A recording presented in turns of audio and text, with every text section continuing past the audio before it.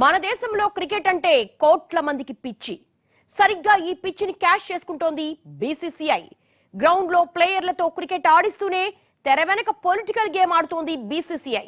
ఈ ఆధిపత్యాన్ని తగ్గించడానికి సుప్రీంకోర్టు చేసిన ప్రయత్నం వివాదాన్ని తగ్గించకపోగా మరింత సంక్లిష్ట పరిస్థితులకు కారణమవుతోందన్న విమర్శలు వినిపిస్తున్నాయి. ఇంతకీ ఇండియన్ క్రికెట్ లో ఈ స్థాయిలో పాలిటిక్స్ ఎందుకు పాతుకుపోయాయి?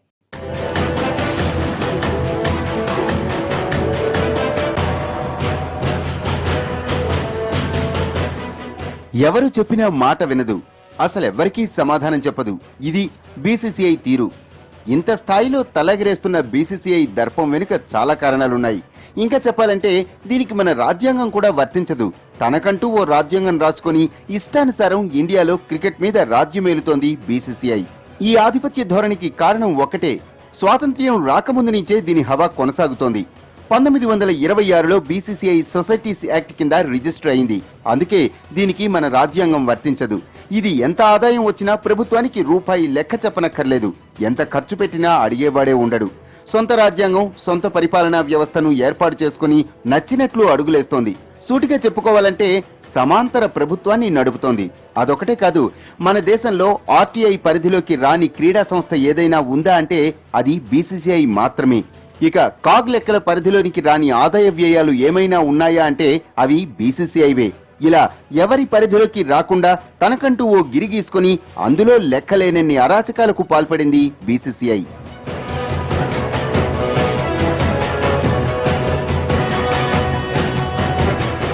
ప్రపంచంలోనే అత్యంత ఖరీదైన క్రికెట్ బోర్డు, ఏడాదికి తక్కువలో తక్కువగా 1000 కోట్లకు పైగా ఆదాయం.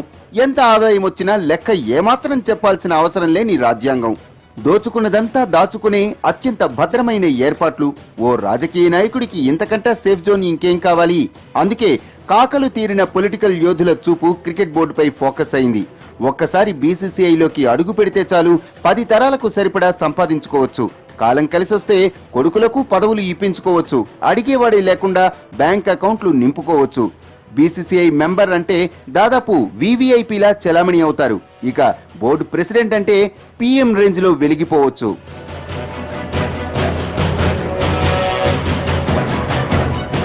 టీమిండియా ఒక్కో సిరీస్ కు కోట్లకు కోట్లు ఖర్చు పెడుతుంది. క్రికెట్ టీం అడుగు తీసి అడుగేస్తే కోట్లు ఆవిరైపోతాయి. కానీ ఎక్కడ ఎంత ఖర్చయింది ఎవరికీ చెప్పనక్కర్లేదు. ఇక ఈ సేవల కాంట్రాక్ట్లన్నీ బీసీసీఐ మెంబర్ల బంధువులకే దక్కుతాయి. అంటే అడ్డు అదుపు లేని ఆదాయం అన్నమాట. ఇక బోర్డు అనఫిషియల్ గా పెట్టే ఖర్చుల గురించి చెబితే అంకెలు కూడా రంకెలేస్తాయి. ఒక్కో సెలెక్టర్ కే 1.5 కోటి జీతం ఇచ్చే క్రికెట్ బోర్డు బహుశా బీసీసీఐ ఒక్కటే. ఇక కోచ్లు, సహాయ కోచ్లు, అసిస్టెంట్లు, ఇతర సిబ్బంది అంతా రికమెండేషన్లతో పాగా వేస్తే వాళ్ల సుడి తిరిగినట్లే. ఇక బీసీసీఐ మెంబర్ల ఆదాయం గురించి మాట్లాడుకోకపోవడమే మంచిది. అందుకే బోర్డులో చేరేందుకు ఎక్కడా లేని రాజకీయాలు నడిపిస్తారు. దేశవ్యాప్తంగా క్రికెట్ ను బీసీసీఐ శాసిస్తూ ఉంటే బీసీసీఐను తెర వెనుక నుంచి శాసించే వ్యవస్థ మరొకటుంది.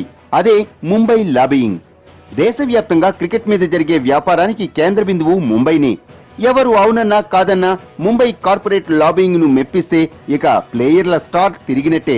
ఎక్కడి వరకు ఎందుకు, క్రికెట్ గాడ్ సచిన్ టెండూల్కర్ తన రిటైర్మెంట్ మీద నిర్ణయం తీసుకునే టైంలో అతని మార్కెట్ ను క్యాష్ చేసుకోవడానికి కొన్నేళ్ల పాటు ఆ నిర్ణయాన్ని వాయిదా వేయించింది ముంబై లాబియింగే.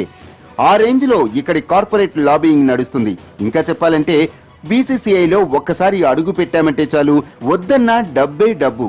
అందుకే ఇందులోకి రావటానికి 100 రాజకీయాలు చేస్తారు. వచ్చాక ఇదే పదవిలో పాతుకుపోవడానికి 1,00,000 రాజకీయాలు చేస్తారు. ఇదే క్రికెట్ కు చేటు తెస్తోంది. ఇలా తమ పదవులు కాపాడుకునేందుకే స్టార్ ప్లేయర్లతో పాటు కీలకమైన వ్యక్తులు ఎవరు ఏం చెప్పినా తలాడిస్తారు. సూపర్ స్టార్స్ తమేమనుకున్నా అదే చెల్లుతుంది, తమ మాటే శాసనం అన్నట్టుగా బిహేవ్ చేస్తారు. వాళ్ళు అనుకున్న వాళ్లే ఫీల్డ్లో ఉంటారు, మిగతా వాళ్ళందరూ తప్పుకోవాల్సిందే అని చెప్పి ప్రూవ్ అయింది. దీంట్లో కుంబ్లే లాంటి ఒక దిగ్గజం లాంటి క్రికెటర్ కూడా అవమానం పాలవలసి వచ్చింది. సో ఇండియన్ క్రికెట్లో ఎప్పుడైతే ఎవరైతే మంచి హవా నడుస్తుందో వాళ్ళ మాటే చెల్లుతుంది అని మరొకసారి ప్రూవ్ అయింది. సో మనం ఏమనుకున్నామంటే ఇండియన్ క్రికెట్లో మార్పులు వస్తాయి, ఒక కార్పొరేట్ కల్చర్ వస్తుంది, డెఫినెట్గా ఒక ప్రొఫెషనలిజం అనేది కనిపిస్తుందని అనుకున్నాం. కానీ అలాంటిది ఏం కనబడలేదు. పాత పద్ధతులే కొనసాగుతూ ఉన్నాయి. ఇప్పటికీ కొంతమంది మాటే నెగ్గుతూ ఉంది. వాళ్ళు ఇష్టం వచ్చినట్టు ఏ పద్ధతి లేకుండా అన్ని రూల్స్ని పక్కన పెట్టి తమ మాట నెగ్గించుకుంటున్నారు. ఇది ఈరోజు విరాట్ కోహ్లీ కావచ్చు, మరొకసారి ఇంకోళ్ళు కావచ్చు, కానీ అదే సిస్టమ్ కొనసాగుతుంది. బీసీసీఐను ప్రభుత్వ పరిధిలోనికి తీసుకురావాలన్న ప్రయత్నాలు గతంలో ఎన్నో జరిగినా ఏదీ వర్కౌట్ కాలేదు. ఎందుకంటే బోర్డును నడిపించేది రాజకీయ నాయకులే.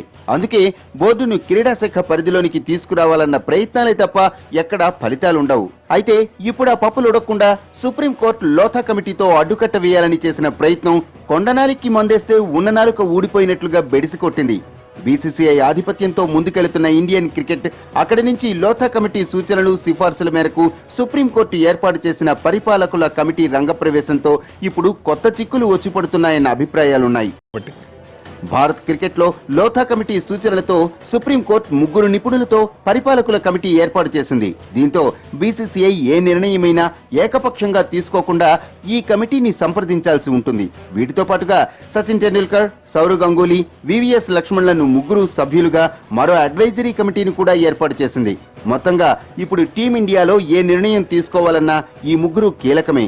అయితే ఇదే కుంబ్లీ మీద వ్యతిరేకతకు కూడా కారణమైందన్న విమర్శలున్నాయి.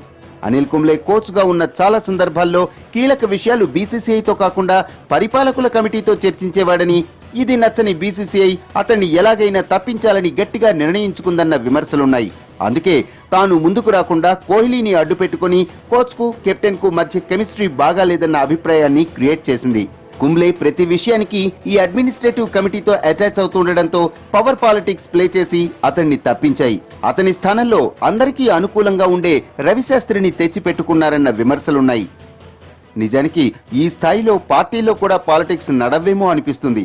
బోర్డు మీద ఆధిపత్యం కోసం ఇటు మెంబర్లు అటు ప్లేయర్లు ఎంతకైనా తెగిస్తారన్నది అర్థమవుతోంది.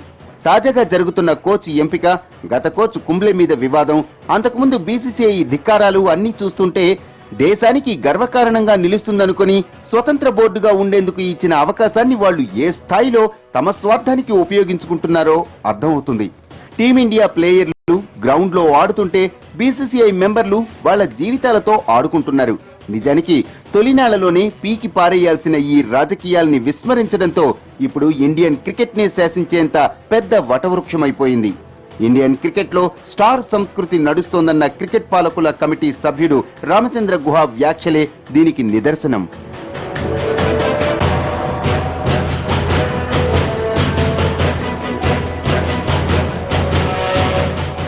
స్టోరీ బోర్డ్ లో మరో షార్ట్ బ్రేక్.